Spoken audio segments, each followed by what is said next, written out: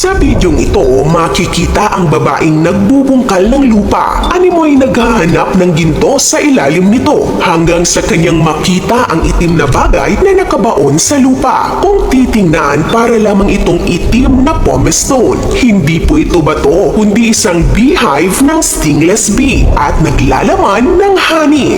Dito ay direkta ng sinipsip ni ate ang honey. At tingnan nyo, napakaganda ng hive na ito. Parang koronang tinik o di kaya ay coral.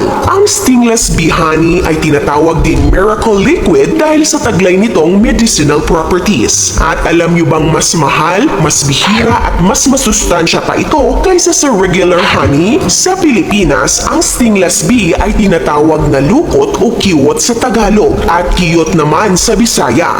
Ang stingless bees ay isang uri ng bubuyog na walang sting o hindi nanunusok. Although meron silang napakaliit na stingers o panusok, pero dahil sa napakaliit nito ay hindi nila ito nagagamit para pangdepensa. Ganun pa man, kaya pa rin nilang magbigay ng masakit na kagat gamit ang kanilang malalakas na mandible o panga upang ipagtanggol ang kanilang pugad. Kabilang ang stingless bee sa tribo ng Meliponeni sa pamilya ng Apidae at malapit na kamag-anak ng mga common honeybees. Binubuo ito ng mahigit sa 600 species na matatagpuan sa mga tropical regions sa buong mundo. Samantala, mayroong mahigit 7 species ng stingless bee na matatagpuan sa Pilipinas. Isa na rito ang Tetragonella biroi o mas kilala natin sa tawag na lukot o kiwot na native sa Pilipinas. Pagdating naman sa pag-produce ng honey, hindi lahat ng species ng stingless bee ay nagpuproduce nito at iilan lang din ang nakakagawa nito ng sapat na dami na pwedeng anihin ng tao.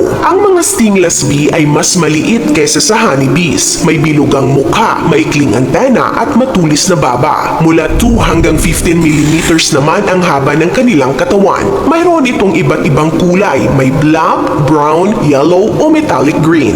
Ang karamihan sa mga species nito ay gumagawa ng kanilang pugad o beehive sa mga existing na butas o lungga tulad ng sa mga puno ng kahoy, sa loob ng mga dingding o sa mga abandonadong pugad ng langgam o anay sa lupa. Ngunit ano nga ba ang kaibahan ng stingless honey sa normal o regular honey? Pagdating sa lasa, ang stingless bee honey ay mas matamis na may kaunting asim at mas floral at fruity ang aroma kumpara sa regular na honey. Mas malabnaw rin ang texture nito, samantalang mas malapot ang regular honey. Ang kulay naman ng stingless bee honey ay nasa light amber hanggang amber brown at karaniwang mas dark kaysa sa regular honey. At alam nyo bang mas masustansya ang honey ng stingless bee kumpara sa regular honey? Mayaman kasi ito sa sugar na tinatawag na trehalulose. Isa itong asukal na hindi nagdudulot ng tooth decay at nagtataglay ng mataas na antioxidants properties. Bukod sa antioxidants, mayroon din itong antibacterial, anti-inflammatory at isa ring natural moisturizer para sa wound healing applications. Kaya naman madalas itong tinatawag na mother of medicine o miracle liquid.